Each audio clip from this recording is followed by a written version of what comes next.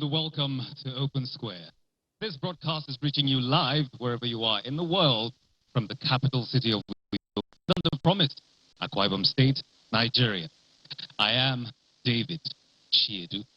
Now this is the fifth in a series of regional town halls which started in the city of Ibadan, Oyo State, southwest Nigeria, earlier this year in January. Open Square is geared toward improving citizens' understanding of the role of the National Assembly, as well as enabling lawmakers get a personal and direct understanding of what their constituents want from them. Open Square is a Daria Media production supported by the MacArthur Foundation, Channels Television, and Radio Now 95.3 FM, Lagos. We're also streaming this event live on Radio Now 95.3 FM, Lagos, on Facebook at facebook.com/Daria Media, and on YouTube at Radio Now Studio. Indeed, it's about time, and perhaps as many would say long overdue, that we deepened our democracy by asking the right questions and getting the right answers. We'll go on a short break, and when we come back, I will be introducing our panel of legislators from the South states. Do stay tuned. This is Open Square.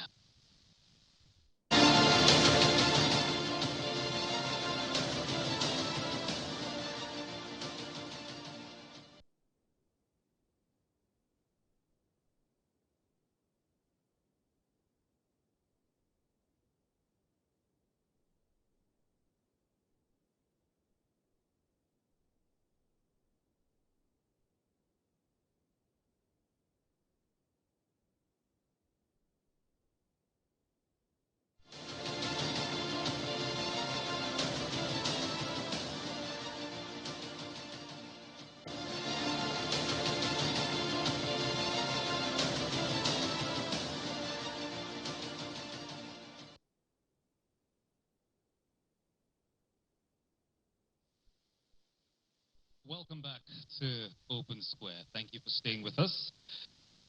Joining us as our panelist today from the South region in the studio here with us, Representative Luke Onofiok of Etinan Nsid Ibom, Nsid Ubium Federal Constituency, Akwa Ibom State. Honorable, thank you for joining us. Thank you. And also joining us, albeit via Zoom, Representatives Aniekan Umana of Abaketi Mekpo, Ika Federal Constituency, Akwa Ibom State, as well as Representative Ekong Sekak of Ikotekmene, SCN Ubim, Obod Akara Federal Constituency. Gentlemen, many thanks for joining us today on Open Square. Now, it's important to know that these invitations were sent across the South states to the lawmakers and, of course, to CSOs here in the South, across the state, Cross River, Bayelsa, Delta State, Edo State, River State, and the host state, Akwa Ibom State. Now, we have got Nigerians as well who are very concerned about the roles of their lawmakers and also want to get a better understanding of what they do. And we're also joined by Zoom by participants in our remote locations in Bayelsa State, Delta State, as well as Edo State. Thank you all very much for joining us. And as I mentioned earlier, we're being joined by a contingent of civil society, which will also be contributing to this discourse as we consciously seek answers and more ways, as it were, to deepen our democracy. As usual, town hall meetings of this nature are largely incomplete without a question and answer session between the constituents and the legislators, beg your pardon. So there will be time for that at different periods during the course of the conversation. So without further ado, we'll start the discourse by asking the very, very important, pertinent question, which is, or which are, what is the role of a legislator? What do you think that they do? And again, what do you expect from your legislators? Feel free to, give your comments. There are microphones at either side of the room. But first of all, what to note is that you need to state your full name, your constituency, and proceed with asking your questions and making your submissions. But the most important thing is to note what the question is, or what the questions are, which is, what is the role of the legislator and what are your expectations from your legislators? Now we're going to start with taking questions from our remote locations. Constituents from Bayelsa State, constituents from Delta State, as well as Edo State.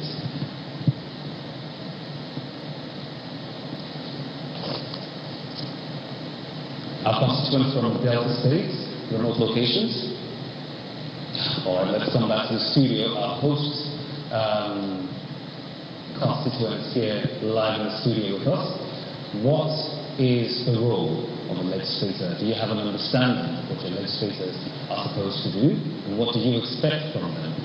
Anyone here in the studio wants to give us their comment or their response, please step up to the microphone on either side of the room. Remember, state your full name and your constituency, please.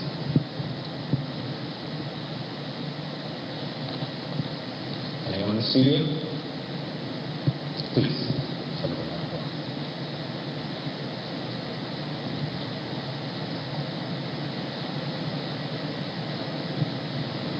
Yeah, thank you so much. My name is Derek Lappard from Uyo, BBC World. So I am Oral Adra Constituency, White State. My question is on the role of the legislature and my expectation of the legislature. First and foremost, I think the utmost role of the legislature is the making of laws. The paramount is the making of laws for the good governance of the nation at the high level, federal constituency, and the state, the laws that govern the state. And then I think my expectation of the legislature, because it's a representative of the people, is our mandate. So what it has to do is that as he goes there or she goes there, is to make the law for the betterment of these people. Wow. The law will increase the well-being of these people. The law that will take us from where we are to where we're supposed to be, because if we can look critically inward, our country, Nigeria, today, is not an expectation. So we're kids, what we're reading about the expectation, and at this time, we will not see that. So my expectation is there at the national level, who will do enough, like I expectation, to make the good law. Anybody else here live in the studio who wants to give us their own thoughts regarding what the role of their legislators are and what they expect from their legislators? In the studio? Our remote locations, anyone from there wants to give us their own thoughts? All right, thank you very much for sharing that with us. So you have heard one of the constituents tell you about what he thinks the role of his legislators are and what to expect from said legislators. Do you agree with his own, thinking of what your roles should be as legislators? Thank you very much, David, and thank you, channels and the support organizations for putting on this town hall meeting, and I'm glad to be here. And I appreciate that you are bringing it to Uyo, and a beautiful city. You are welcome to Uyo. Worldwide, there are 3 clear functions and roles of a legislator. One is lawmaking, which is, we all know what it is, and then there are processes involved in that lawmaking, starting from when the bill is being sent into the legislature, and first reading, second reading, third reading, and until it is passed into law. I have to jump, maybe after second reading is now committed to the committee, the relevant committee, to do an in-depth study and analysis after which the committee will submit a report, and then the report is being considered in the committee of the whole, and then the committee of the whole will now consider the report at plenary. That's the first responsibility and function of a lawmaker. The other one is oversight. With the power of appropriation that lies with the legislature, that is the powers on how the monies that have been budgeted for in a particular fiscal year to the different ministries, departments, and agencies are expended. It is the responsibility of the legislature over the years to go on oversight function to actually see, one, whether the funds allocated and appropriated to those ministries, departments, and agencies on those budget line items have been utilized. The other one is to ensure that if there are issues of concerns in those ministries, departments, and agencies, or any other organ of government, it is now the responsibility of the legislature to bring in those issues, maybe at the respective committee level, to bring in those issues for consideration by the entire House, assuming if the budgetary allocation for a particular, okay, take for instance, we've been having security challenges. If in a particular fiscal year, take for example 2022 fiscal year or 2021 fiscal year, that money was budgeted for the armed forces, the security agencies in the country, the police force, and then in the course of the year, the money is not enough. So it is the responsibility of the committee, in this case, House of Representatives Committee on Police Affairs, to interface with the police hierarchy, and to interface with the police force to try to see what areas do you need improvement. And so that in the course of the coming year's appropriation, then the committee will be able to make a push for some adjustment, push for some maybe upward review of budgetary allocation to that particular agency, in this case, in this instance, the police force. Then the third responsibility of the legislator is that of representation.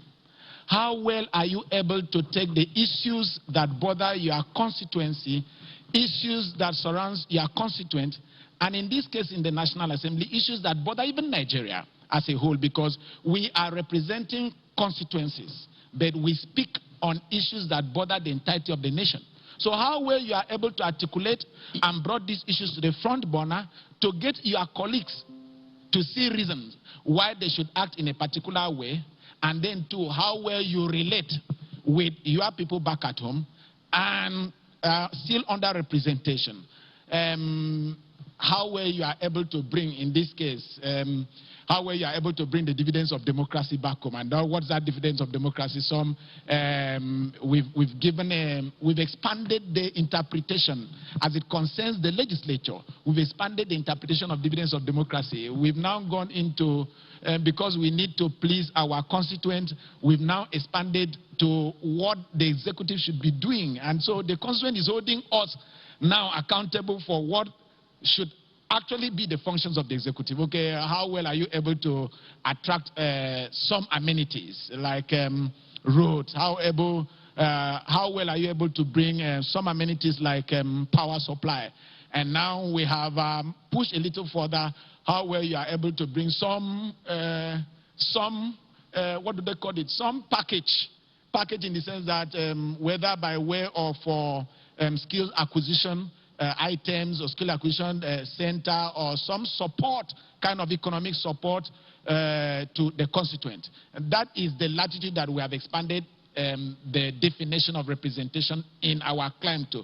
But the most important part of representation is how you are able to attract project in the budget to your constituency, and how well you are able to bring the issues that bother your people to the attention of the government so that they can be. For instance, if you have a natural disaster in your place, how able are you? Representation demands that you should take this up with on the floor first, and then be able to go to the relevant agency like National Emergency Management Agency or maybe if it's an erosion crisis, how you are able to go to ecological fund to draw the attention to the plight of your people. So these are the basic responsibilities of a legislator: lawmaking, oversight function, and representation. Thank you very much, Honorable Luke Onofiok of the Federal Constituency, the Etnan Nsidubium Federal Constituency, Akwa Ibom State. Many thanks for that summation or remark. Here in the studio with us, you've heard what Honorable Onofiok has said, talking about lawmaking, representation, and oversight. Does any of his remark resonate with you? Do you think the lawmakers have done enough of those as far as your own constituency is concerned, or generally in the entire expanse of the Niger Delta? Anyone here in the studio wants to share their thoughts with us, please use the microphone. Remember the format: you tell us your full name and then you tell us your constituency. Kindly use the microphone. Thank you.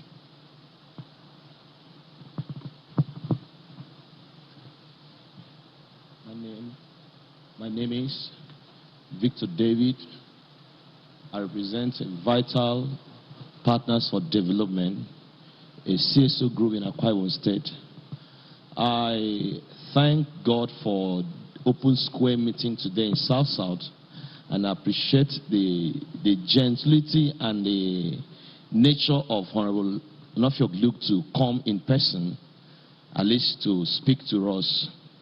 Sir, standing on existing protocol, I want to look at the functions of the legislator, then ask questions which I might ask you directly. I'm not asking everybody, I'm asking you because I'm seeing you now. You've mentioned 3 things, and I want to look at the oversight of serving your constituents. Now, democracy has gone beyond what we used to see in time past. It has gone digital. Everything we do, people want to see it, people want to know it, people want to feel what you as a representative have done. And some of us are not privileged to know them.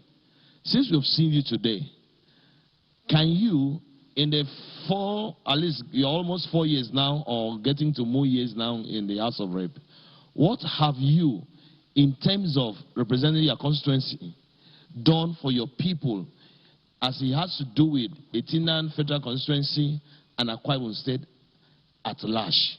Can you share what you've done with us, the one we know and the one we don't know? Thank you, sir.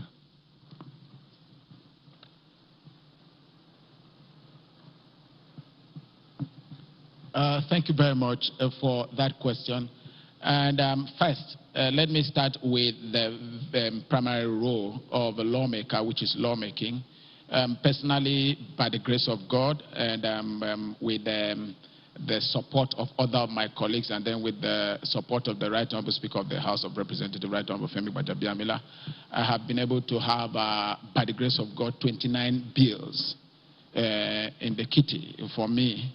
And time will not permit me to enlist them, but a few. First, let me start with the bills that had to do with constitutional alterations. As part of my engagement with my constituents, we are the state, Akwa Ibom State as it is a big maritime state. And then we have been grappling over the years to develop our deep sea port, which successive government in the state have tried to make effort to get that done. But we know that maritime and seaport development is purely under the exclusive legislative list, which leaves the powers to legislate upon it only within the National Assembly. And so the state can only play into that, or the state can only legislate on issues that are in the concurrent legislative list. And so having realized this and having understood the need for a seaport and the benefit that will accrue to the people of Akwa Ibom and the benefit will accrue to the people of Nigeria, not only Akwa Ibom people, let me start with the benefit it will accrue to Nigeria. I'm taking time to speak on that particular legislation of mine, in the sense that we had a challenge in the Apapa Wharf, which caused a gridlock. And so that has caused a whole lot of challenges for businessmen who have had to evacuate their goods from the seaport. And so it's my belief and understanding that if we have many seaports, then we would have decongested the Apapa seaport and then have other seaports where people can go in there and then do business. And so it is on the understanding of this that I sponsored a bill seeking to delist maritime from exclusive legislative list to have it in the concurrent list, so that the state can equally legislate on it, so that my state too, like Akwa Ibom State, can have a deep seaport. And that had, we've been able to have that in the constitutional amendment, and then we are waiting for it to go through. That is part of the area I see that will benefit, because with a deep seaport in Akwa Ibom, you can know the ripple effect, the marginal effect that we are going to have. Business are going to thrive. We are going to have people coming to establish their business here. And then with the industrial park that we have been proposing to do, right from the administration of His Excellency Victor Otta, then carried on by the administration of His Excellency Senator Dr. Godswill Obodokpabio, and then pursued vigorously by the administration of His Excellency Governor Odonge Benimanuel. And so if we give that latitude for the state government to have a deep seaport and play within that maritime sector, you know that the economy of Akwa Ibom State will boom. That was my thinking as a legislator, trying to do something to impact on my own constituency as a state. And Etinan Nsurubium Federal Constituency is a component unit of Akwa Ibom State. So whatsoever will benefit the state at large will benefit my federal constituency. The other one is the issue of railway. Now, we've seen that we've had challenges with road transportation because of some situations of deplorable road in the country. And so other clients, we have seen railway work. Even the deep seaport we are talking about, what will complement the deep seaport will be railway. And so railway is under the exclusive legislative list. And I know the benefit of a railway as a complement to the deep seaport, Ibom Deep Seaport in Akwa Ibom. And so I sponsored a bill to alter the Constitution of the Federal Republic of Nigeria to delist railway from exclusive legislative list to a concurrent list, so that the state government, the state can legislate on it, and so that the state government in the nearest future, when we have finances, we can have a railway line to help us evacuate our goods from the deep seaport, then take it through maybe Korobasi or Eked or Oron, and then probably take it to even the people in Aba area would prefer to use the deep seaport here, and then having the complement of the railway to evacuate their goods to those places. The other one has been in the area of administration of justice. You know that a society without law and order is chaos. And then what makes for law and order is an effective and efficient justice administration system. We have a challenge in our judiciary today. And so I saw some of the challenges in our judiciary. One of them is the issue of the deteriorating welfare and working conditions of our judicial officers. First, let's take the issue of retirement age. Now, before, as it is presently in the Constitution, it was only the Supreme Court.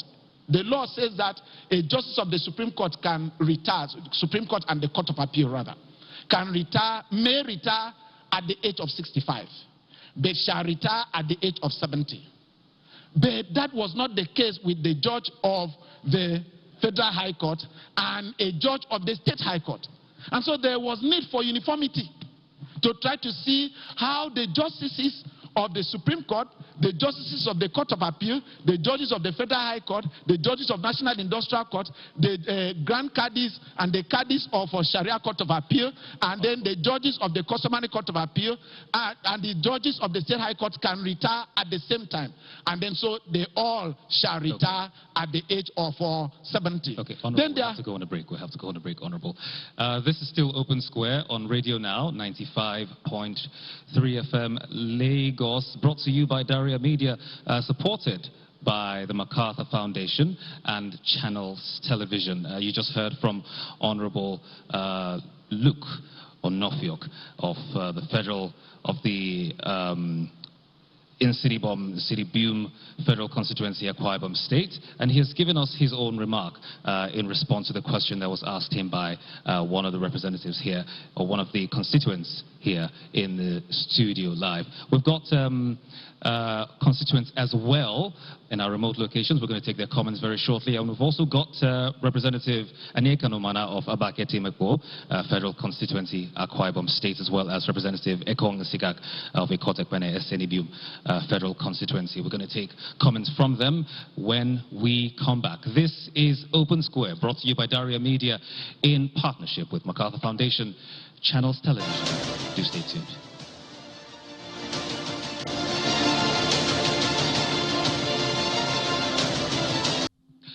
Welcome back to Open Square, brought to you by Daria Media, supported by MacArthur Foundation and Channels Television. We're streaming this event live on our social media platform. This is on facebook.com/Daria Media and on YouTube at Radio Now Studios.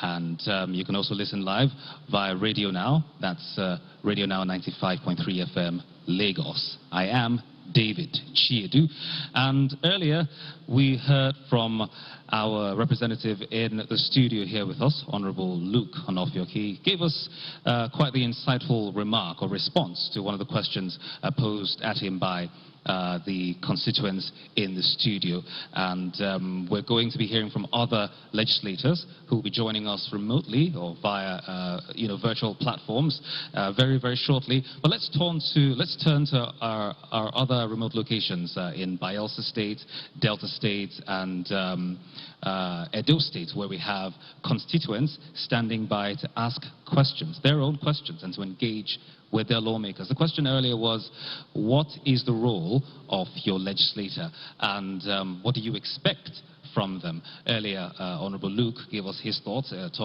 summarizing most of it inside the three cardinal responsibilities, which is lawmaking.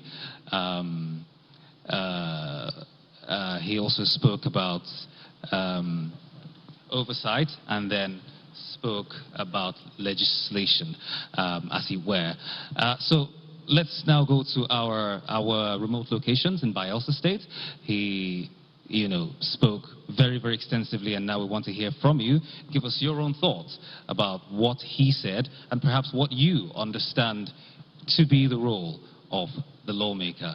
If we can have our constituents in those remote locations kindly send your thoughts across. The format, again, is tell us your full name, that's your first name and last name, and then, of course, tell us your constituency so that we can hear from you. The portal is now open. Our remote locations in Bayelsa State, in Delta State, as well as in Edo State.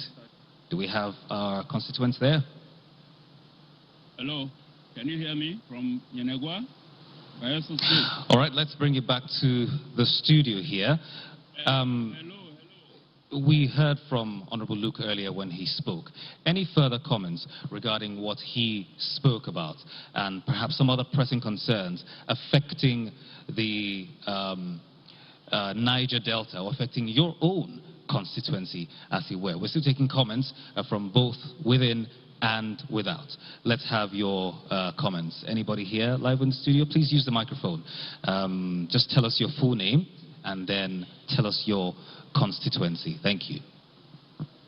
Hello, good morning. Are you hearing me from Yenegua here? My name is Alagwa Morris, and as far as this event is concerned, I wish to be identified as a constituent of the Southern Niger Federal Constituency.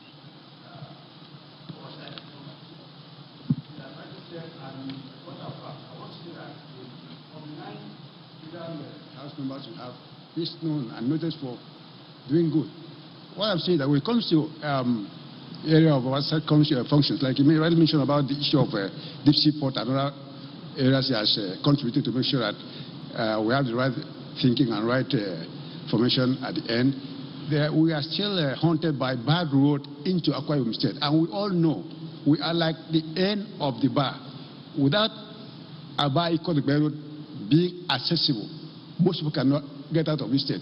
A distance I can remember when I was in school, we used to make Uyo Port Harcourt under 1 hour, but Uyo Port Harcourt is something you make under 4 hours if you are lucky. So I want to find out what the oversight functions of our legislators, and is there no kind of coalition? Because I want to believe that the lawmakers from Imo State, Abia State, are equally having the same problem with us in Akwa Ibom State. Is there no way that you can liaise with the ones there, with you people here, 9 of you here, and how many of them there, to see that we are at least be able to have a federal road that takes us out of Akwa Ibom State? That's number one. Number two, the issue of rail. In Lagos, we now have what the English call monorail. And monorail could be the best for Akwa Ibom if we could have one. But I don't think that is in the making. But meanwhile, still on the oversight functions, most of our, like I can say, I represent an NGO called Here and Now Initiative.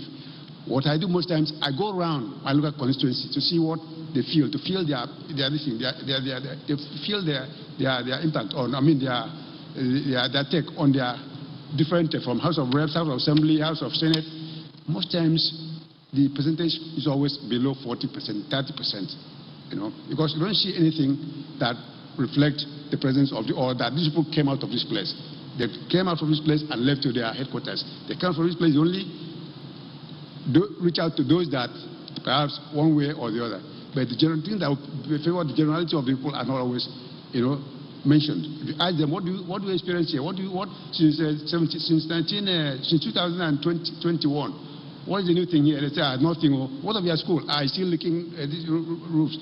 What of your water? We are still drinking from borehole. Even the solar borehole provided for us has not been activated. We are not. So those are the kind of feeling that we get from the community that we visited. And often I was looking for a daylight to say that I would be able to say that I will be able to at least meet like Honorable Nofio and said, when these oversight functions are mentioned, things that affect us personally, like water, like road, like schools, like medical issues, are they not part of what should be paramount in your oversight functions? Not you as president, but you as our representatives in your oversight functions. Thank you. Thank you very much for your questions. Honorable Luke, you want to respond to what he just said? Yeah, thank you, David. And okay, the two Davids, the David that has just made a presentation and then the David, the presenter. But before I attempt that, permit me to, because while I was reading out a few things that we've been able to do in the last but one question that was posed to us, I probably did not have enough time to be able to exhaust it. Now, nobody in the legislature, you have to work in consonance with your colleagues to get things done. And so under lawmaking too, you were asking my personal contribution. I have joined with other 359 colleagues of mine and then 109 senators to effect changes in our electoral system. We clamored for electoral act that will accommodate the yearnings of Nigeria, that would make for issues of electronic transfer, and then that would legitimize the use of electronic in the political process, especially at the level of accreditation. And so that is part of what I have been able to join with other of my colleagues to contribute in lawmaking. Now, for over a decade and a half, we've been grappling with the petroleum industry bill, seeking to have a legislation that will open up our oil and gas industry, which is the mainstay of our own economy, up for investment. And then by the grace of God, with the magnanimity, by the grace of God, with the support of Nigerians, and then with input from experts, and then agitations and advocacies from Nigeria, we've been able to pass the Petroleum Industry Act. Now, we know the effect of clarity in tax and taxation in any economy. Now, I have joined other of my colleagues to pass the Finance Act, which Finance Act 2019, 2020, and 2021. And those pieces of legislations have been able to effect some amendments in 13 tax laws, 13 laws in this country, like the Capital Gain Tax Act, the Personal Income Tax Act, the Company Income Tax Act, the Stamp Duties Act, and then a Custom Excise Tariffs Act. So this makes for clarity in our tax system to engender investors' confidence in our economy. We know what that means, and we have been able to try the best that we can to bring our tax system in line with best international practices. That is part of the things we have done under legislation in conjunction with other of my colleagues. Then we have caused an amendment in the Company and Allied Matters Act. Part of our effort to have an investment, to get our investors to come in, create an enabling environment to get our investors to come in here. Now, what makes for a good business environment, which is what we have been looking for in Nigeria, is security, sound legislation, and then solid infrastructure. And so on our own part, we've tried as a legislature to try to see at the 9th Assembly, because you can't speak in isolation. All what you have to do, no matter how good your bill is as an individual, you need the support and the cooperation of your colleagues. And so even if you have a personal or a private member bill, when once it passes, it is the effort of the 360 members of the House of Representatives. You are only having the benefit of being a lead sponsor. Now, sir, on the issue of representation, still, because I did not have opportunity to speak there, I brought before the House of Representatives a concern about the Aluminium Smelter Company in Ikorobasi. How we have allowed that company to be the way it is. And I know that it has, the Supreme Court had made a pronouncement on it. That matter is, the Bureau of Public Enterprise has been seeing a way to try to resolve that matter. I brought that matter up for attention on the floor of the House of Representatives. And I'm still sending some people to BPE to try to see how the issues between Rusals and the other company could be resolved, so that our aluminum smelter company can go up on stream, not only for the production of aluminum bigot alone, but you will be surprised to know that there was a power plant in Alscon that could give power to the surrounding community. If we get Alscon working again, and then that power plant working again, then we are going to solve the issue of power challenge that we have. Then that leads me to the next issue which you raised, which is still part of representation that we have in concert with other of my colleagues from Akwa Ibom State, 3 senators in the senator, 3 senators from the state, and then the 10 of us in the House of Representatives. We have drawn the attention of federal government to the deplorable condition of our road, especially Itu, Odukpani, Calabar Road, with a spur from Nkamitam straight through to Okoita, then taking you to Ibiakpan in Ikorekpene local government. Now, we thank God and appreciate the president who awarded the contract, and we've seen a level minimal work on the side between Idide getting to Ikorekpene, but it's just a minimal work, very minimal. And so we have drawn the attention over and over again that we are going to be cut off. The same thing, we have drawn the attention of the federal government to the deplorable condition of the road. That is part of representation. Bringing to the attention of government our challenges as it concerns road between Ikoromo Esien and Ngwa in Abia State. And so we have been doing that in concert with other, in consonance with other of our colleagues. And you've spoken about concerns in communities. You've talked about dilapidated schools. You've talked about some lack of water. And some of those projects Honorable, we have to take some comments from our remote locations. Thank you very much, Honorable Luke Onofiok. Now let's go to our remote locations in other parts of the South. We have them at Delta State, Edo State, and Bayelsa State. But we're going to start with Bayelsa State. Let's get some comments from Bayelsa. Our constituents at Bayelsa State, if you could kindly just tell us what you have in mind, or what your thoughts are regarding all that Honorable Luke has said. Remember your full name and then, of course, your constituency. Bielsa, Constituents, thank you very much. Hello, good morning. My name is Alagwa Morris, and as far as this program is concerned, I want to identify myself as a constituent of Southern Niger Federal Constituency. Thank you for giving us this opportunity to talk on our lawmaking and the lawmakers' representatives. In a democracy, those representing us are there. The only time we as the people will represent ourselves is during protest, which Nigeria has denied our people. Protest is the only time in a democracy the people will take it upon themselves to represent themselves fully, to tell government what is bothering them. But Nigeria has denied people the right to protest. Having said that, let me say the Niger Delta is the most researched region in Nigeria, with plethora of literature here and there.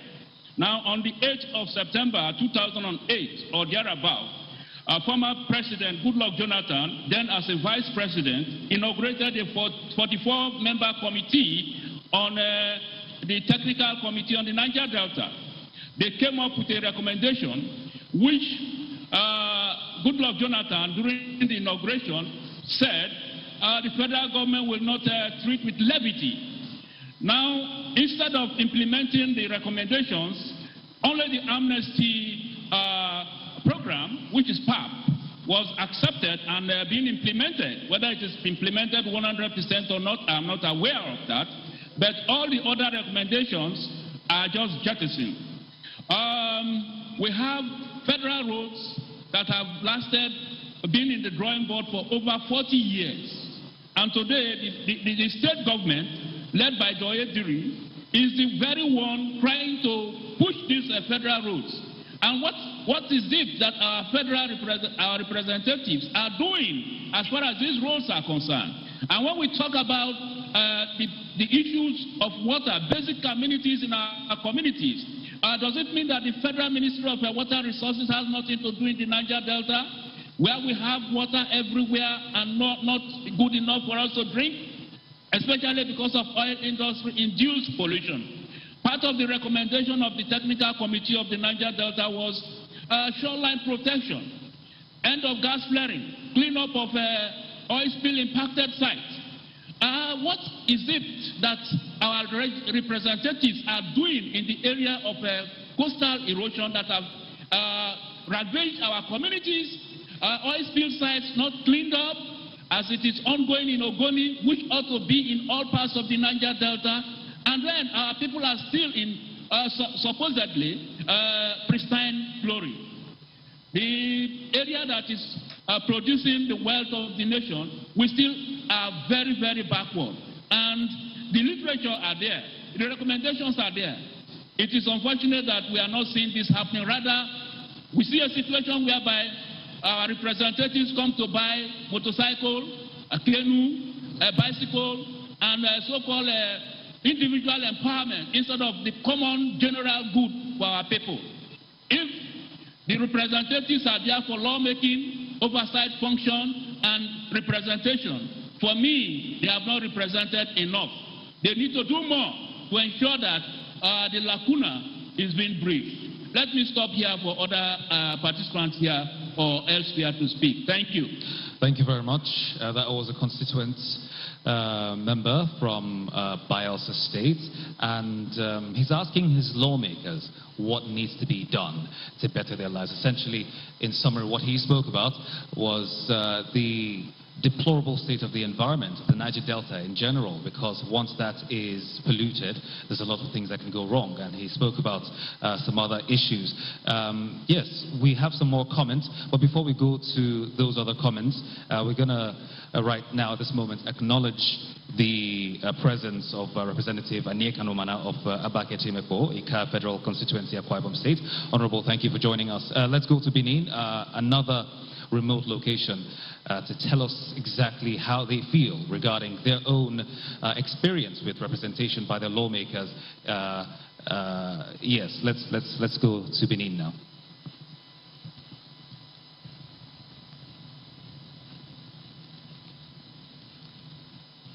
Constituents members from Benin, let's have your thoughts. Tell us your full name and your constituency.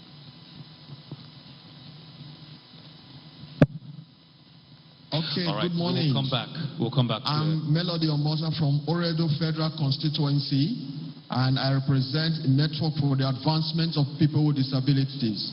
I want to, in my question, accentuate the remark made by the caller from Baeza to say that even though we recognize that lawmakers have oversight as part of their responsibility, it does appear that in the main they have abdicated the responsibility of lawmaking to the executive arms.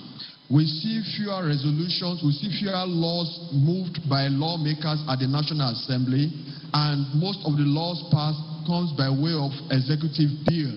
I do not think that is good enough.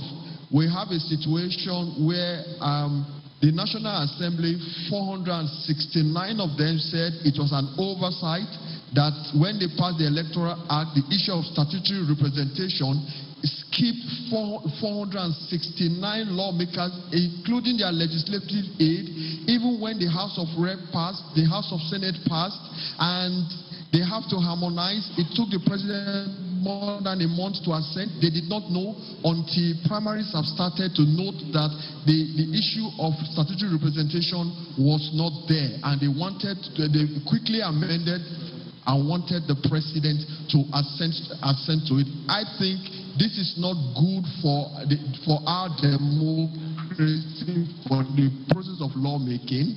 We are seeing repeatedly, like I said, that executive arm now wants to make laws, so much so that the law that was signed by Mr. President, he will come back to say that that it should be amended. And thank God for the landmark judgment of the Supreme Court that said you cannot appropriate and reappropriate. We are part of that process. We want a wake-up call. This is a wake-up call. And I'm asking, what will lawmakers do, given the less than 1 year that they have? What will they do to give the people they represent better representation, not giving themselves to giving individual assistance to their constituent members, and not pursuing what is in the budget that will benefit the generality of the people by way of amenities,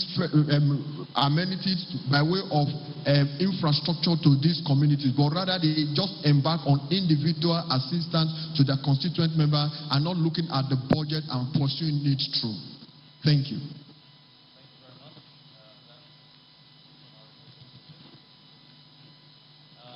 So we are going to turn our attention right now to Honorable Anyeka Nomana of Abaketi Federal Constituency, Akwa Ibom State. Honorable, are you with us?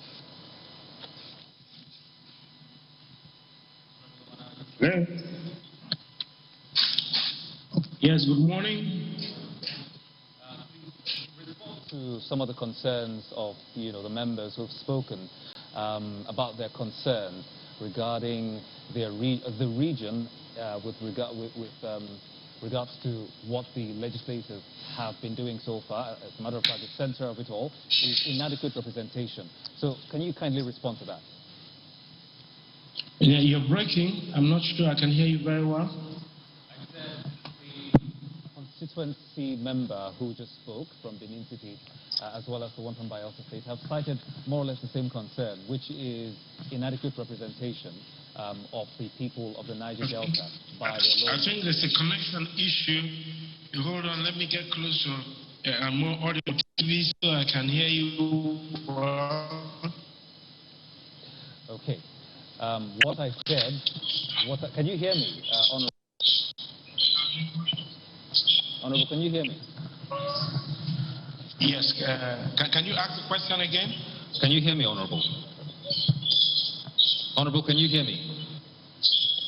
All right, great. So the question... Yeah, can you ask the question again? Yes.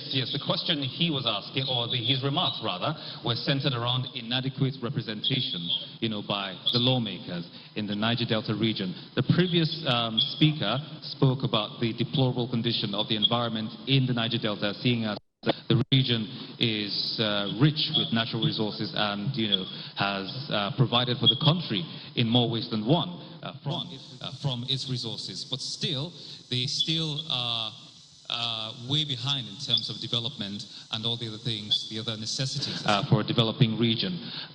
Can you kindly respond to these comments?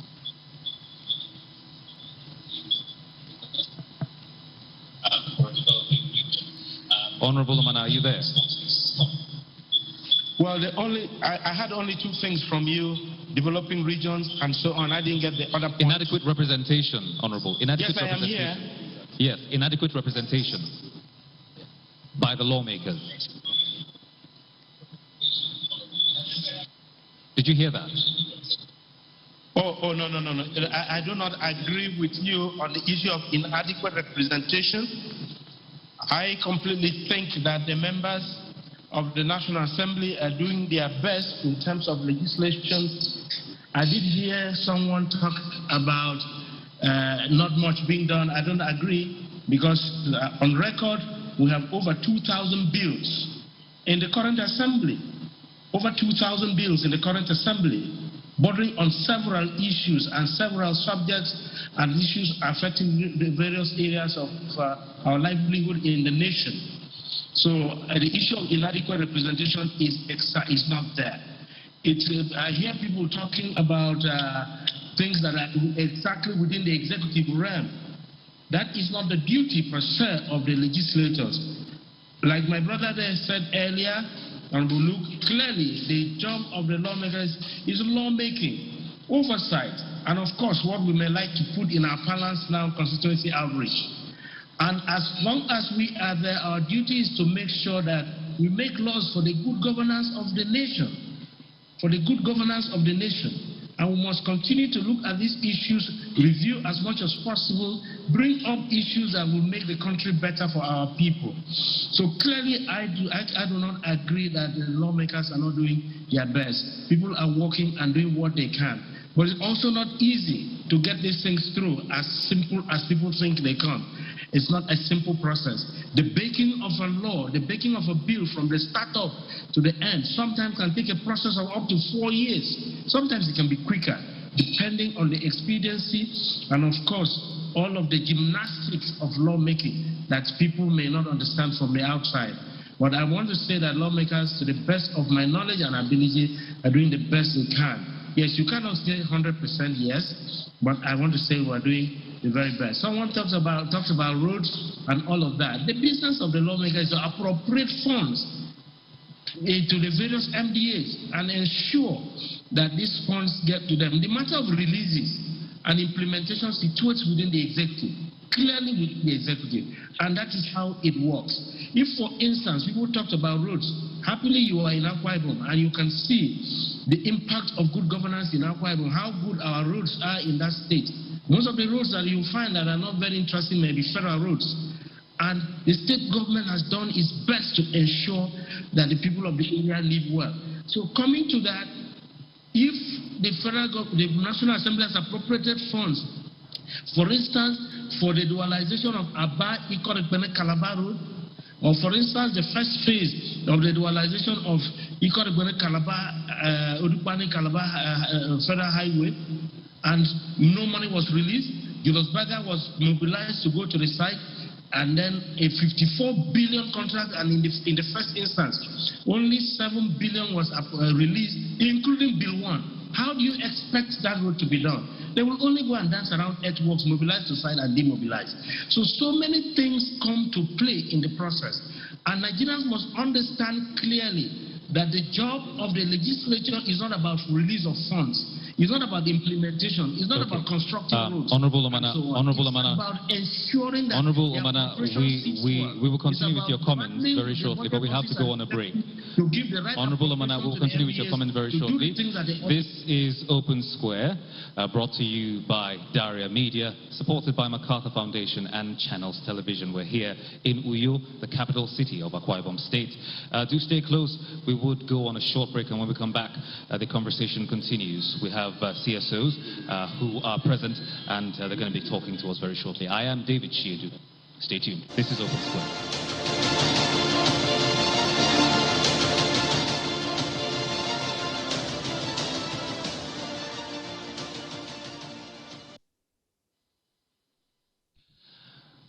You're still watching Open Square that's brought to you by Daria Media in collaboration with the MacArthur Foundation as well as Channels Television here in the capital city of Uyo in Akwa Ibom State. I am David Chiedu, and we're streaming this event live via Radio Now 95.3 FM in Lagos, as well as on Facebook.com/Daria Media, and as well on YouTube at Radio Now Studios. We have in the studio with us here CSOs and constituency members from the host city, talking about Uyo, as well as the neighboring cities of Calabar and Port Harcourt from River State and Cross River State, respectively. In our remote locations, we've got people from Benin City, that's in Edo State. We've got from Bayelsa State, from Yenagoa, Bayelsa State, as well as Asaba and Warri in Delta State.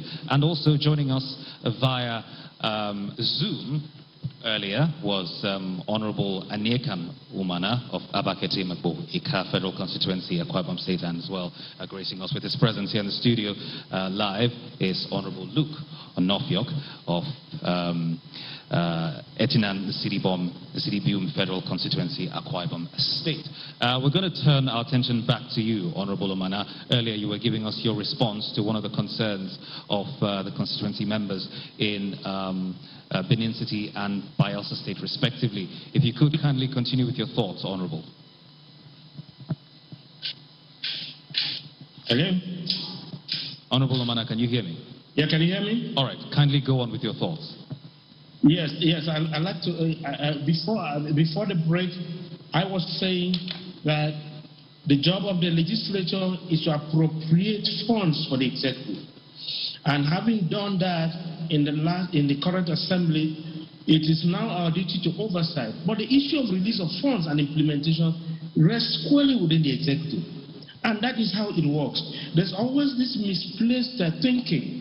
I'm sorry to use the word that the legislature, as it were, people will say lawmakers are not doing this, they've not done this route, they've not done that. It doesn't work that way. Nigerians must stand educated to understand that the lawmaker has no budgets to operate.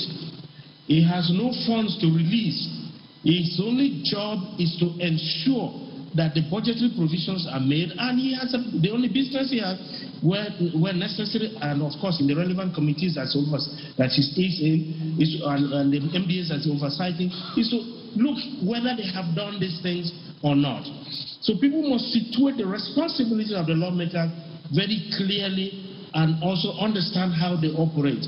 But I must thank Zara Media and all your partners for coming to Akwa Ibom State, and I'm sure you are enjoying yourself there in a state where you can see infrastructure works, where government is working, where the governor is working for the people, and I think Nigeria should copy this model to ensure that the country is good for everyone.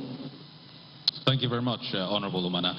Let's turn our attention back to Benin City, get some more constituents there, or CSOs, to talk to us about their own concerns regarding the relationship between them or the region, as you were, and their lawmakers. Benin City. Remember, tell us your full name and your constituency. Not hearing you.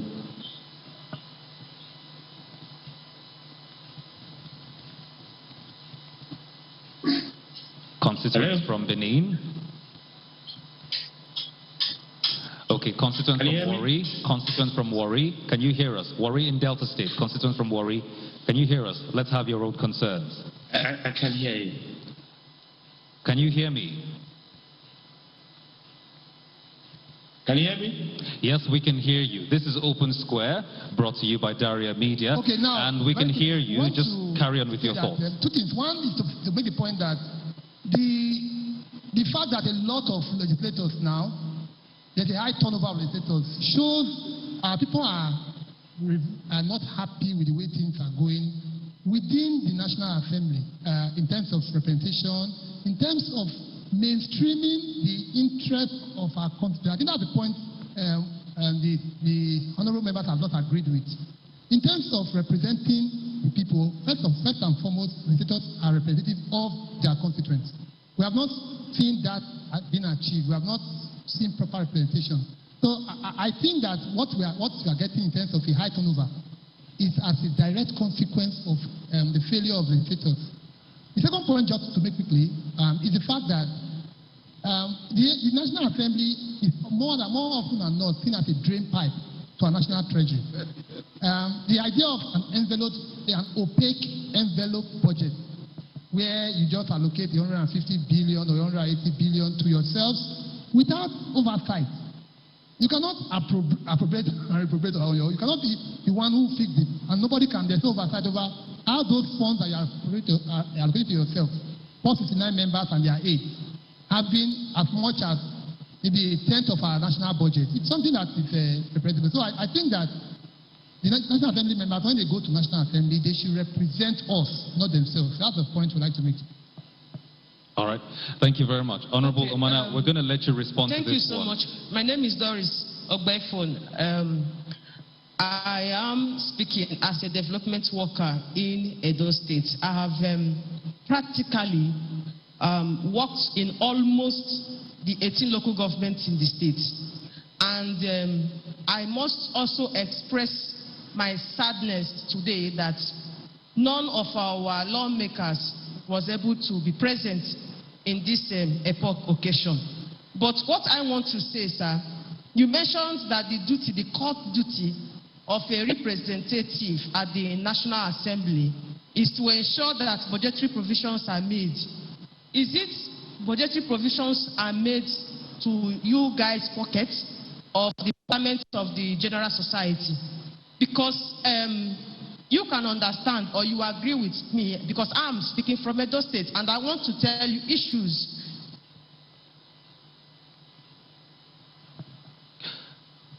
Okay. All right. I think we got the crux of the matter.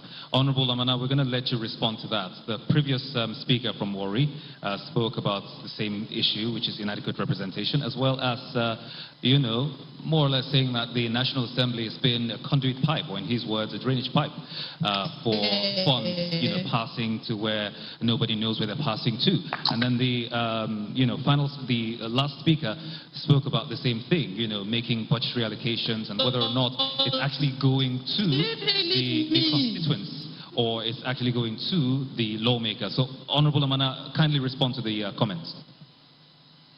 Yes, thank you very much. I will respond very clearly. I think that there is poverty of knowledge, with due respect, on the issue of the national funding, national budget, and as it affects the National Assembly and other arms of government. Most times, this has been a recurring decimal, and quite frankly, perhaps maybe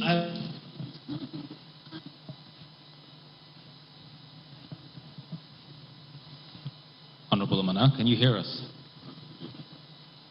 The nation's budget of over 17 trillion. The nation's budget for this year, for instance, is over 17 trillion. Then go and find out what is the budget of the National Assembly. It's 120-something billion. And inside this amount is the National Assembly Service Commission, the National Institute for Legislative Studies, the House of Representatives and the Senate, and the management of the National Assembly, all engulfed in this. The judiciary, for instance, is 120 billion. Take this amount out of these two arms of government, out of over 17.8 billion, and a trillion rather. And then you will now understand where Nigeria money resides. It is not about accusing the National Assembly, no. The member of the National Assembly is just like any other worker. He earns his salary and he has his office running costs. It is a very normal thing. Just like you go to ministries. The member of the National Assembly has only one vehicle, one official committee working vehicle for the 4 years that he remains there. And in the case of the House of Representatives, a Toyota Camry. But if you get to the ministry, there are people who who have drivers, aides, backup vehicles, pilots, and all of those. So you have to situate these things properly. So the accusations made to the National Assembly is misplaced, and Nigerians must be educated on this. It's totally misplaced. When you look at the national budget and look at the allocation, the percentage the percentage of allocation to the National Assembly, the totality of the 360 federal constituencies and the 109 senatorial districts representing the people, and this is the closest of the national government to the people.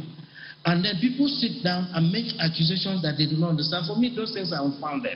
The expense structure that a member or a senator runs in a month, whether by way of constituency intervention, outreach, or advocacy, even travel and tours and so on, it takes the grace of God. It takes the grace of God for you to meet up that cost. But people don't understand how it works. So the only way to understand is to look at the totality of the national budget of Nigeria. And I gave you what it is. And then you now look at the budget of the other two arms, the legislature and the judiciary. Minus that from the totality, and then you also understand now where the responsibility situates and where the highest money is spent. So Nigerians must be educated on this. Someone did talk about the high turnover and all of those. It's not because those legislators are not good. There are a lot of peculiarities involved in our local politics, and the burgeoning of our political process is also responsible. We have issues like local zoning that keeps members away, because sometimes you have a constituency of 3 local governments, and then various local governments rotate these seats according to their local peculiarities. Like in my constituency, we have 3 local governments. In some constituencies, they have 2 local governments, some very big ones, some 4. There are some that have 5. And then the political stakeholders of other local governments also want to have a feel of that position, and that brings up the issue of local zoning. That is always the crux of it. And then, of course, when you also have there are various political issues that come to play that creates the high turnover. Not that members are not performing or they are not working. How do you measure performance? How do you measure performance? You can count and say the number of bills and motions and so on. You can make as many motions as you like. The resolutions are communicated to the executive. The implementation is the duty of the executive. The lawmaker would have performed or executed his responsibility. But he also has a duty to come back and brief his people on what he has done, so they can understand and relate with him in this direction. Most of us in Akwa Ibom, we have done that. I have personally briefed my people.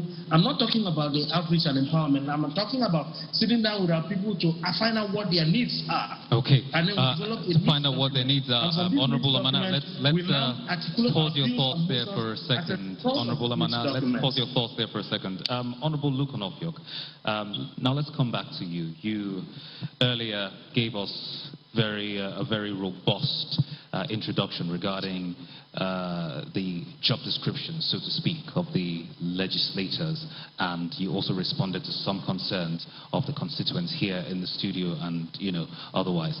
The last 2 speakers from Benin City and Warri, respectively, you heard some of their concerns. If you could kindly, quickly respond to those so that we can move on. Thank you. Let me thank my colleague for coming online. I was almost feeling that, I'm going to be the one sitting here taking all the hate when we were supposed to have a share of the challenges and then make profess solutions for way forward. I appreciate him, and I know others are going to do so. Now let me start with Doris from remote location.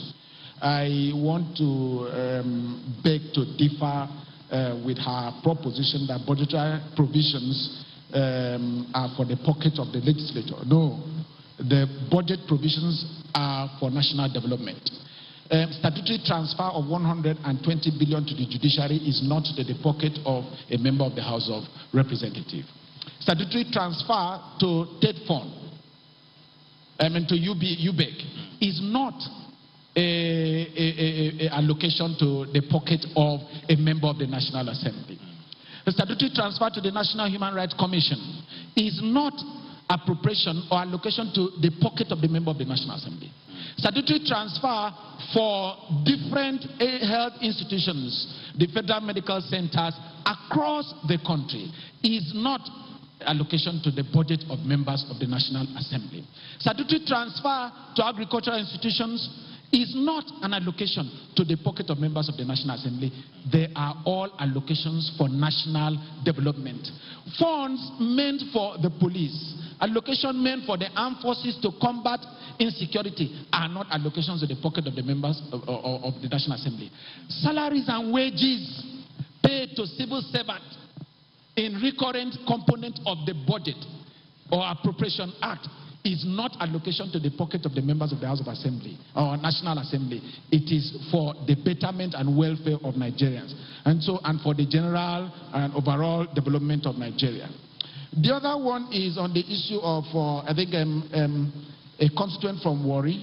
I want to say that the National Assembly, again, is not a drain pipe. And then it is not, when he made mention of figures, you know, this is an age that data is king, statistics is king. If we must speak with facts and figures. There is never a time the National Assembly has appropriated for itself a sum of 160 billion or 150 billion. So that is the budget of the National Assembly is about, I think, about 120. I might not know the fraction over 20, but I think it's about 120 something billion. Never have we appropriated 160 or 150 billion as claimed. Now on the issue of high turnover, I think we will not be honest with ourselves if we don't agree on the dynamics that are involved in politics. Now, what is the baseline for, the baseline process for emergence as a member? It starts with party politics. We've cried over time with internal democracy in our party. And so, the case here, just like my colleagues have said, I don't want to belabor that point any longer. It is more of internal and dynamics and the peculiarity of the constituency. Like sitting down here, there is nothing stopping me from having to have sought for a second term in the House of Representatives. But I have in my place an understanding that it is not, this was my thinking, that it is not the place of my federal constituency to contest again for, the place of my local government, to go for a second term in the House of Representatives. It was a case for Nsribum by reason of rotation. But my party said, oh, there's something like concession. Let's do a concession to 18. And I'm a party man. I abide by the party's decision. And so the internal democracy of party is the issue, not the dissatisfaction of constituents. And again, look at, again, that's why I don't complain too much, because we probably had an opportunity. A whole lot of people said, oh, you don't have to say this. I am one person that always would say what is the truth. We find a way, directly or indirectly, that has come up, which I would address, the issue of the Electoral Act. It was just a matter of interpretation and semantics. And that provision says that it is only democratically elected. And the understanding of the legislature as at then, was, okay, it should not be people who are holding appointive offices. It should be those who are, in our own understanding of democratically elected delegates, where, okay, party officials are democratically elected. Members of the National Assembly are democratically elected. Members of the House of Assembly are democratically elected. The councillors in the ward are democratically elected. That was the understanding of the legislature. It's not that something skipped. There's no way we could have that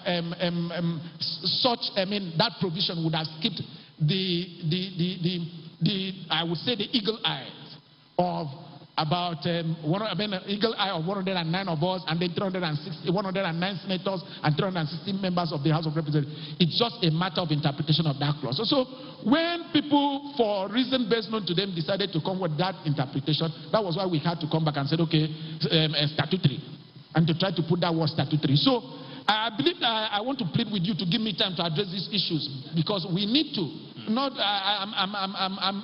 craving your indulgence, please, right. Because these are issues that we must address. So it is not a matter of whether they are dissatisfied with their representation. Those who are dissatisfied with people's representation, they've made comment and they have allowed the general election to determine that. That will reflect at the general election level. Then the issue that was raised by the constituents from Bayelsa. Yes, it's right. There seems to be some level of gagging for the civil society in protesting. Yeah. But we've had a few people protest. When the National Assembly did not give, during the constitutional amendment, when the gender bills did not pass through, we had women coming to the National Assembly, leading a protest and making their position known. And because of that protest, the House of Representatives quickly took a decision to rescind their decision on those gender bills. That was an opportunity for protest. And we have had, though people don't want to talk about it, we had a protest. We had the NSAS protest that went through the country. The National Assembly was on the part of it. We sat back and then listened, specifically the House of Representatives, under the leadership of Right Honorable Femi Gbajabiamila. We took the concerns of those who led the NSAS protest. One is the issue of police brutality. Two, the issue of accountability and transparency in policing. And those concerns are what have been reflected in the amended Police Act to accommodate the issues that were raised during the NSAS protest, like incorporating the fundamental right of suspects under police custody. That has reflected in the amended Police Act that we have. That means that we did not only allow Nigerians to take the laws into their hands, but we had the Speaker of the House of Representatives. The House of Representatives had to go into collaboration with the Nigerian Bar Association, with the security agencies, with the National Human Rights Commission to come with a position to be able to assuage or address the issues of concern. Sir, on the issue of Niger Delta, for me personally, part of the things that has been disturbing is how we could not get at least 5% of profit of oil companies for the what do they call it? For the host communities. You agree with me? In the House of Representatives, we passed our own, it was 5%. And then Senate insisted on their own position. And then there is a process in lawmaking when you have different positions in a bicameral legislature. This is part of the things that our constituents must understand. In a bicameral legislature like we have, the Senate and the House of Representatives, when you have different versions of the bills passed, they will set up a conference committee where the House would nominate their members, the Senate will nominate their members to go on a conferencing to agree on and find a common position on the positions or the provisions of the law, provisions of the bill passed that are at variance. And so it was during this conferencing that one way along the other that we might not have been able to tell. I was not a member of that committee, so I cannot be able to debate.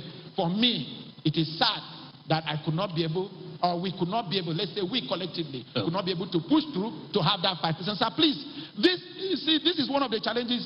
When you are asking us questions, give us the latitude for us to be able to explain to an understanding. So, sir, the issue of coastal erosion, with due respect, David, with due respect, sir, you know, the same way. Honorable, we're going to give you time. You would have time to talk and express yourself and respond to the constituents here in the studio and in our remote location. We'll come back to you, Honorable, sir.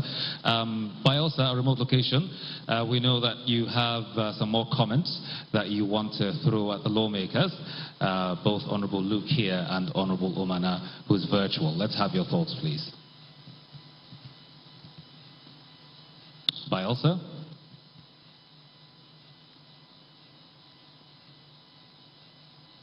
Bayelsa State, our remote location. Yes, we are ready for you. Yes, tell us your full name. My name is Dr. Tareda Joey.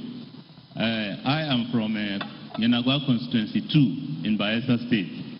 I just have some few points to raise, and I'm sure you will make efforts to address them. Number one, why are constituency projects being executed in the constituency without referring to the constituents on the choice of projects? And we can see that most of the projects are very panicky in conception and ad hoc in implementation, and they are not the will of the people. So why should projects like that be selected based on maybe the choice of the representative without listening to the people? Then I want to also add that the question of divestment is very prominent now in the Niger Delta. And it appears our legislators are not doing anything to contain the situation.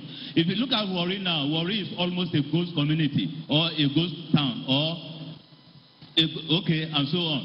Then we can now see that oil companies are gradually moving away from Warri. So what are they plowing back Are they also leaving the destroyed environment for the people? Or what can we do about it? The legislators, you have to do something, and you must also ensure that oil blocks are not going with those that are divesting. Oil blocks should be left for the communities to make use of. Then I want to also add what a professor in 2000 plus said, that it's advising federal government to go into serious exploitation of the Niger Delta, that oil resources will be exhausted very soon. And so the question now we are asking is, who will bear the ecological debt when the oil resources are no more? Just like what is happening in Olebri. Olebri is an empty community now because oil is no more there in some of the wells. So what can we do about it? Then lastly, I want to put it to you that some of the projects that you so claim that you have maybe given to some of the constituents, if you go to Sabama, like the Sabama Motor Park, there is a toilet that is built there.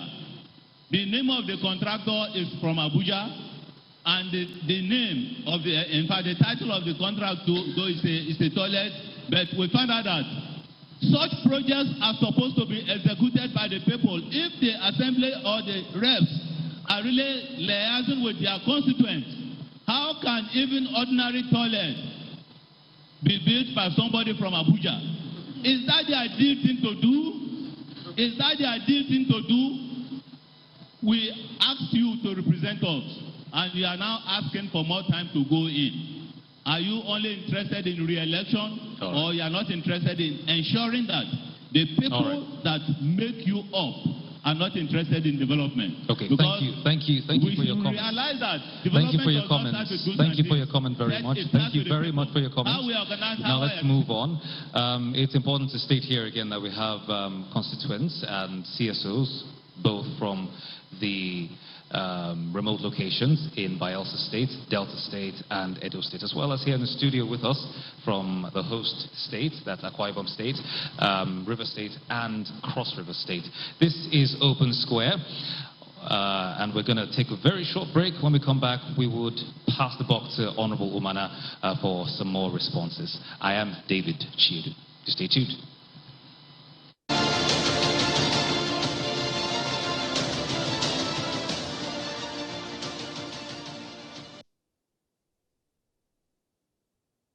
Constructive criticism is one of the unseen ingredients of democracy. Democracy is not a dictatorial rule of the military. So democracy must be open to differences, to different perspectives, to different opinions, to constructive criticisms. And if you have people in power who have very small capacity for accepting, this constructive criticism, I think that is the greatest threat. But even as Nigerian citizens, we have a responsibility to share a news that is credible, a news that is truthful, a news that is not serving as a security threat and a threat to lives and property of people. If you look at what is happening in Nigeria, there are all kinds of fake news that is littered around, and all kinds of very volatile online behavior that is completely unacceptable. So it is two-way. You can't expect too much from the government, and as a citizen, you don't give and do the right thing.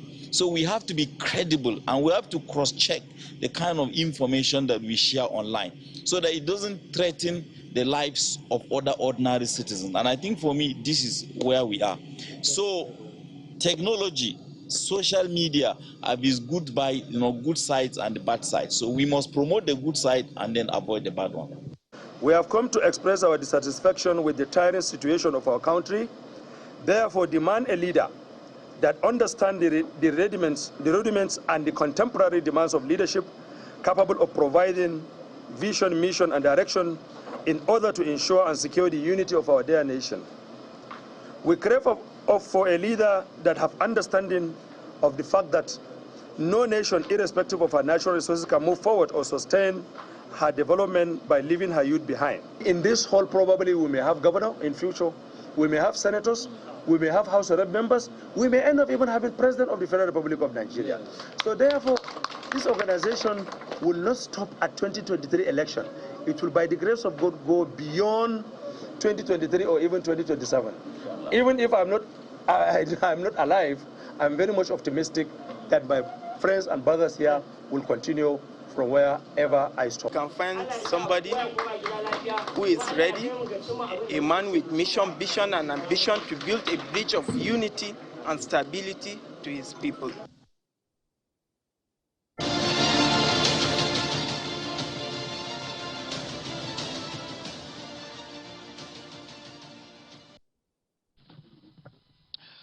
Hello there again. Welcome back to Open Square, a town hall meeting geared towards bridging that gap between constituents and the lawmakers.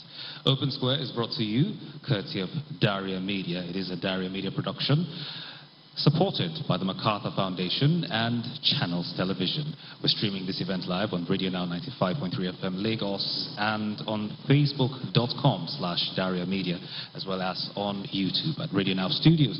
I am David Chiedu. In the studio with me here has been Honorable Luke Anokio.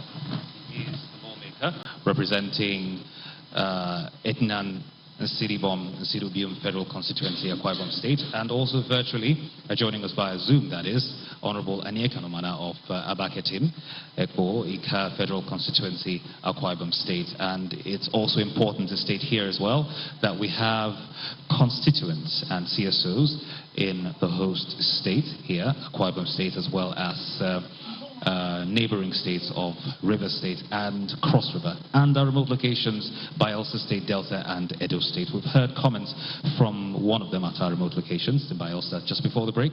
I was going to pass the buck to Honorable Umana, but I will come back to Honorable Luke Onofiok to give us his thoughts. Kindly respond to the last comment, and then, of course, we can continue from where you left off earlier, because apparently, you know, you had a lot to educate the constituents and CSOs regarding your job description as a lawmaker. Honorable Luke, kindly continue.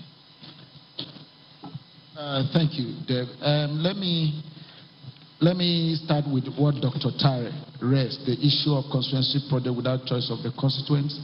I think the essence of this engagement is for us to learn and then get an input and then deepen our democracy. The 10th National Assembly is coming, and I believe that those who have had the party flag to contest for legislative positions at the National Assembly, at the national level, will take this into consideration. For when they talk about constituency project, for me, let me take myself for instance. I made a prediction into where we are going and where my constituency should be. The duty of a leader is that of a visionary.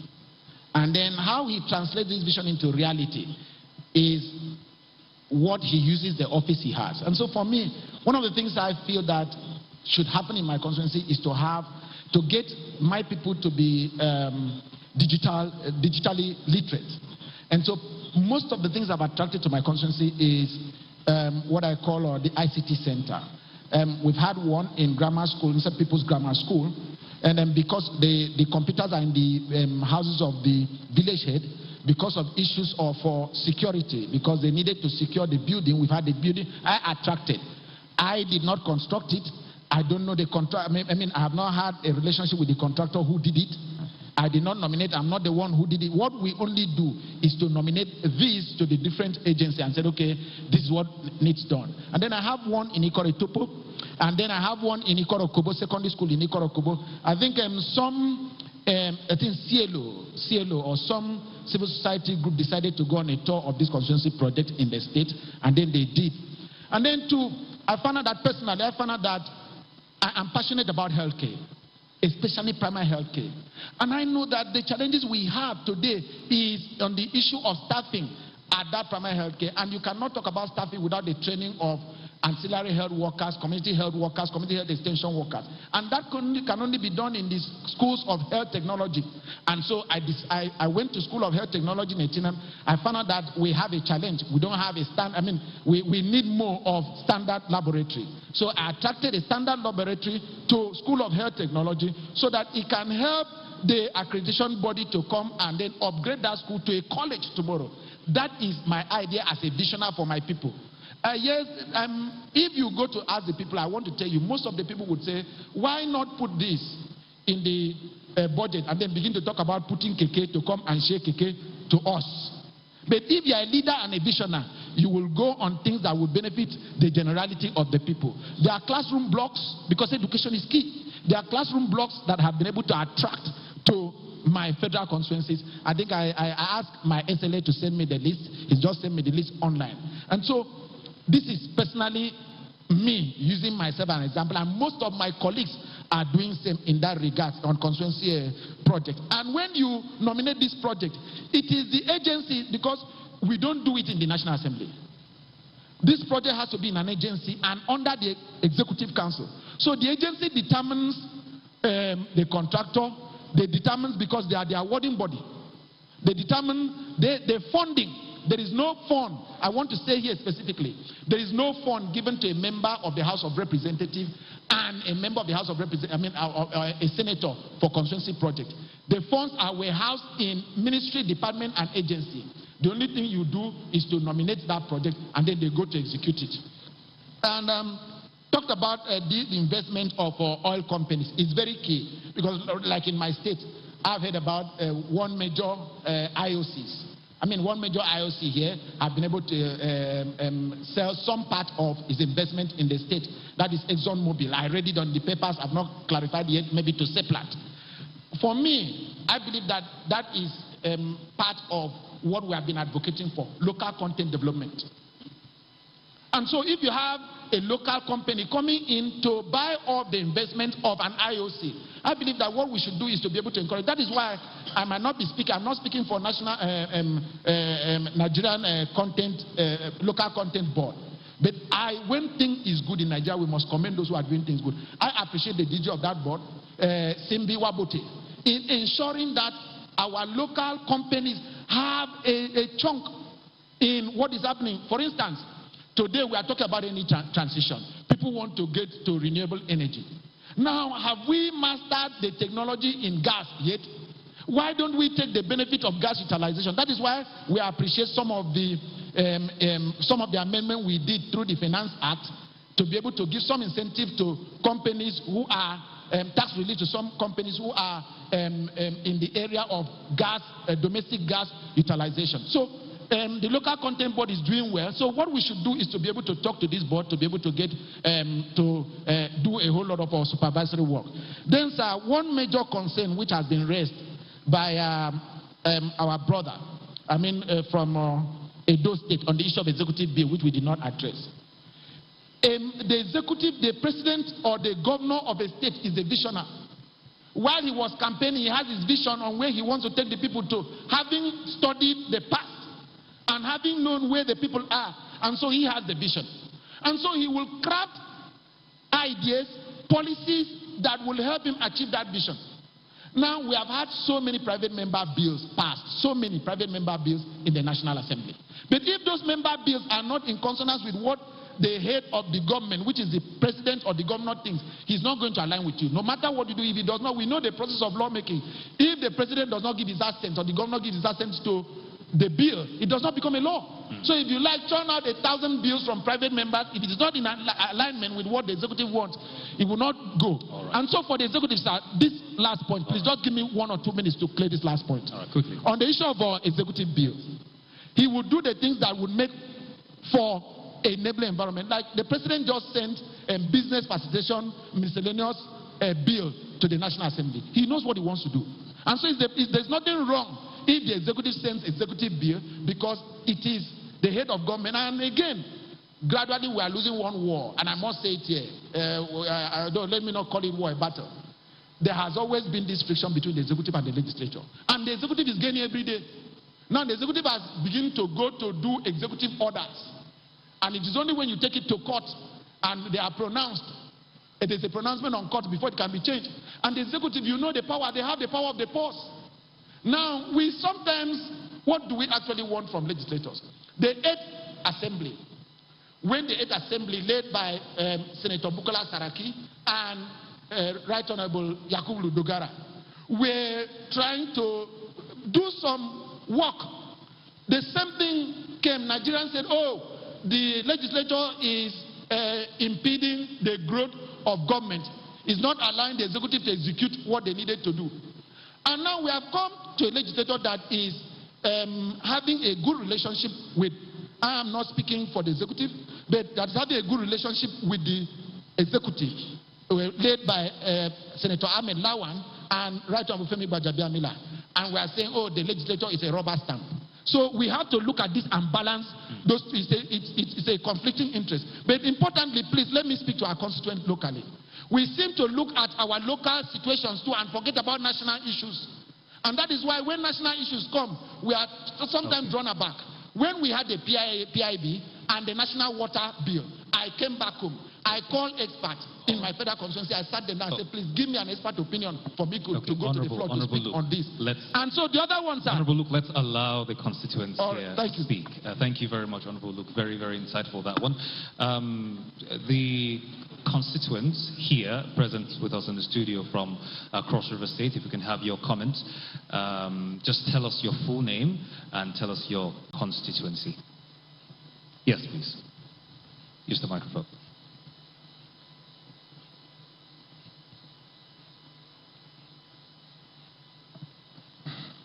Yeah, good morning. My name is James Akpan Moses from Cross River State, Abi local government.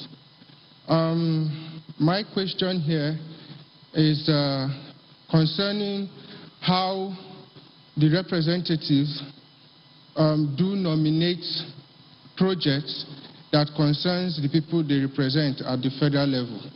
In the sense that, do you consult these people before you make provisions for them, or you just on your own decide what you think is good for them? The next one is, why is it that out of, let's say, 100% of allocation, or when it comes out to the budget, the constituency allocation, you see up to 90% empowerment, distribution of Kekena PEP, medical outreach, training of youth, and they don't specify these locations. They say South Senatorial District, Northwest. They just generalize without being specific. And how do you say this man is qualified to be empowered with this specific Kekena PEP and this one is not?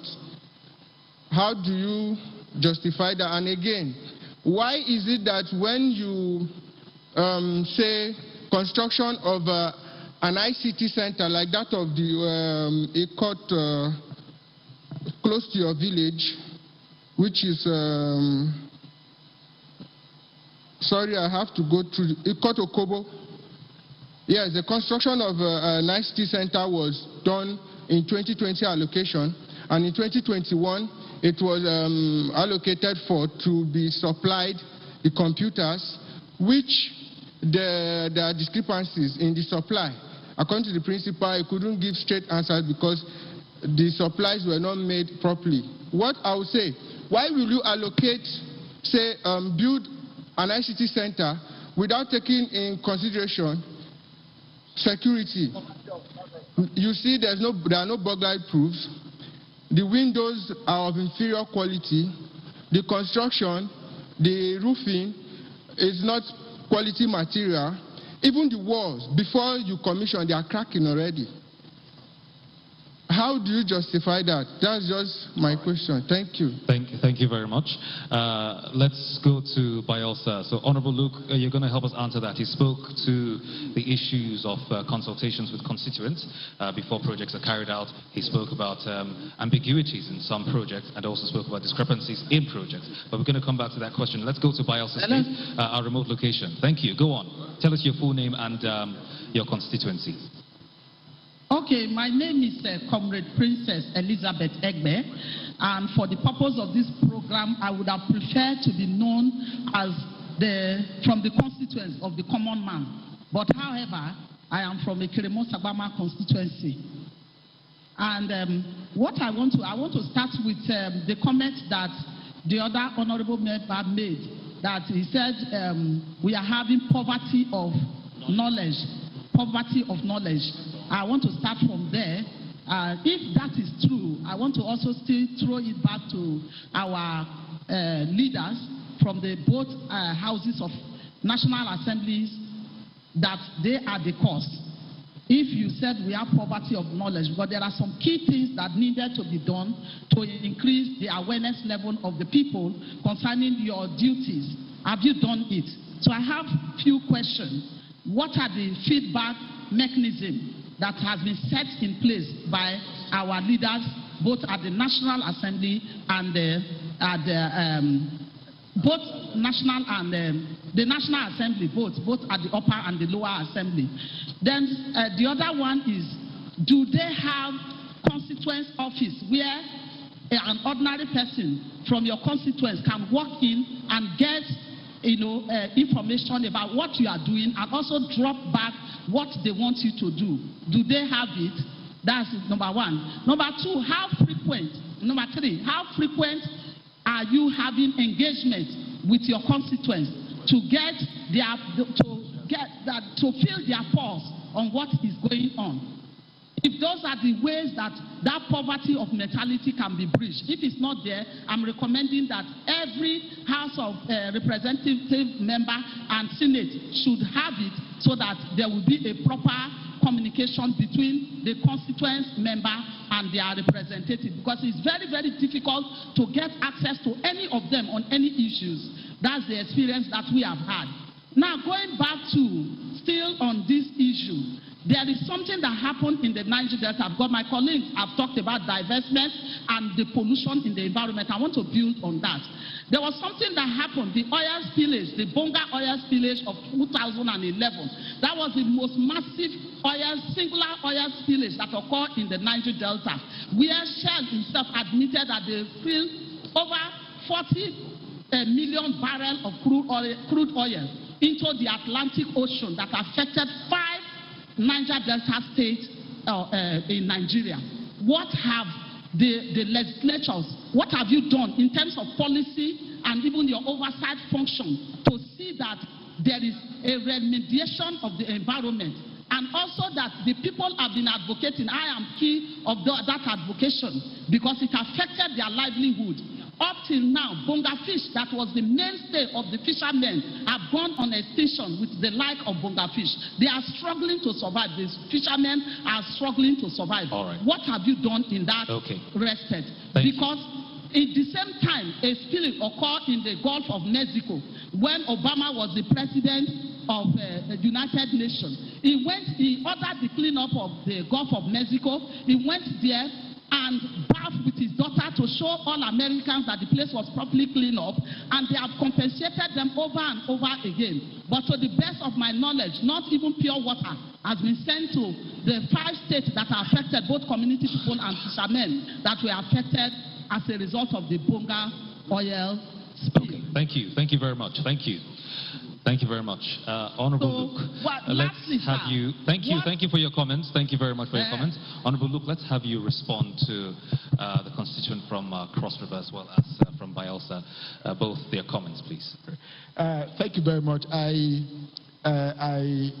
totally respect his views, but you know, as a lawyer, I lay a foundation for things. That's a constituency who said he's from Cross River. He should mention his federal constituency in Cross River. How is it from Cross River to come and know what is happening in my federal constituency? And that's one. So he should have spoken about, if he's from Cross River, should have spoken about what he has observed in his own federal constituency. But I am not disputing what he has said in totality. But let me say something here.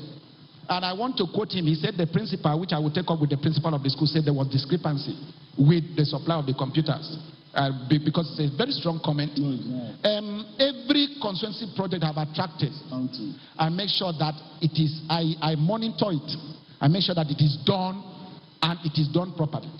For instance, the laboratory in School of Health Technology. When CLO went there and then saw that there was no proper work done, I wrote a personal letter to the award agency and they called the contractor back to come and do the work. And so, on the issue of this, nobody has raised a concern about any of this project. Nobody, not even the school. And so, their constituency too, the beneficiaries should be able to assist us. If the contractor, like there was a road project I've attracted to my community, I went there and I saw what they did. They just did red aid, and then the next thing they decided to do some graphos, and then water came and washed that away. I came back. I asked my SLA, go and video that. Go and give me pictures. And then I have written to Federal Ministry of Works to attract the attention to this. So on this issue raised, I want to say that I will take it into consideration. I will visit the site myself again, because when I did not see them. I'll visit the site again, and then if there are these issues, it is our place to take your input, and we'll take it into consideration. Then on the issue of choice, please, during campaigns, I went to 31 wards in my federal constituency. People raise concerns of what they want. That is a basis of need assessment. During campaigns, to get to the office, they said, oh, this is what we would want. The youth said, this is what we would want. The women said, this is what we would want. The elders said, this is what we would want. For me, that formed the basis of the project I have tried to attract to my own constituency. You cannot do all at a particular point in time. I know that others would come to take Honorable, if you could kindly respond to the other So, sir, please, let me end. On the issue of constituency project, ICPC and Tracker Nigeria is doing a good work. And every of my project, I ask Tracker Nigeria and ICPC to be able to look at those projects. If you can't have a moral burden, you can't have a moral turpitude or a moral high ground to challenge a contractor if you have gone to collect anything from that contractor in the work you are doing. All right. Honorable, kindly respond to the other comment, the lady from Bayelsa State. Okay, on the issue of the comments from my staff from Bayelsa, first on the oil spillage. Now, my colleagues from the Niger Delta over time have brought these issues as it affects their federal constituencies to the floor. I might not be able to speak specifically because I don't have the data right now, but I know for one thing, and I want to align with my brother Anyekan Umana, we've always been alert to our responsibilities. We've always brought the issues that bother us. So my colleagues from Delta, my colleagues from Bayelsa, my colleagues from Oba have always brought issues. And it is a pride for us. That is why every member is looking for something to speak as it concerns their member. That's why you see, assuming you don't have opportunity to come by way of matter of urgent public importance or come by way of motion on notice, that is why you see members come through what they call public petition, because they want to bring the issues that need the attention of their federal constituency to the government agencies, departments, and ministries that are responsible. Okay. Thank you very much, Honorable Luke. Barrister Clifford Thomas, representative of the civil society, your comments, please, very quickly, in about a minute. Thank you very much, because we have to draw the curtains on the program today. Thank you. Well, thank you very much. I appreciate the invitation to come up and speak, but giving me 1 minute will be an aberration of the protocol. You won't be helping us because civil society actually came here in protest. We were not well aware of a program as important as this. That's why if you check the audience, you don't have the capacity of the full civil society represented, because we would have had at least more than 200 people here to be able to apprise what the legislators are speaking. But all the same, we thank you for giving the legislators an opportunity to interface with the people. And they should not take it as a right because they have failed in actually meeting with their constituents. Aside from Onofio Luke present here, who is a product of civil society, an activist and a lawyer, he who actually appreciates what it means to interface with the people. I think we have very few. We have 10 federal constituencies. How many in Akwa Ibom State? How many of them have been able to sit down with their people, bring the bills, photocopy the bills, paste the bills in your constituency office, allow your people to discuss the bills? That's why the semantics Onofio is talking about over the Electoral Act is strictly their fault. Whoever chooses to interpret it, however, will be right in interpreting it. And the Nigerian public has interpreted it. The Supreme Court has interpreted it to have been their fault. That they did the legislation without talking to their people. At the end, it actually had a negative impact on them and on Nigerians. They have done a great disservice to Nigerians with that Electoral Act, even though there are some good points they have made, and we must appreciate those good points they have made. I want to also talk about the PR of talking to the public. All right. Thank you very much, Barrister, for joining us. As I said, it will be a travesty of justice. We have to wrap up. If you give me 1 minute. We have to wrap up. I have said nothing. Thank you. Thank you very much. Honorable Luke, very quickly in a few seconds, because we have to wrap up at studio time, so we have to bring the program to a close. Yeah, quickly. One, I want to say that the 360 of us in the House of Representatives Honorable Luke, you've got 10 seconds. Are doing our best to be able to represent our people well, both in the state and in the South and in Nigeria. Then the other one I want to appeal. Thank you. We can end it at that, Nigeria. Thank you very much. Thank you very much to our listeners at our remote locations in Bayelsa State, Delta State, and in Edo State, as well as here present CSOs and constituents in the host state here, Akwa Ibom, as well as Cross River State and River State. Many thanks for joining us, and thank you very much, distinguished Honorable Luke Onofiok. Many thanks for joining us in absentia. Thank you to Honorable Umana for joining us, and special thanks to Daria Media, as well as the MacArthur Foundation and Channels Television for supporting this program. Thank you again to Nigerians watching from all over the world.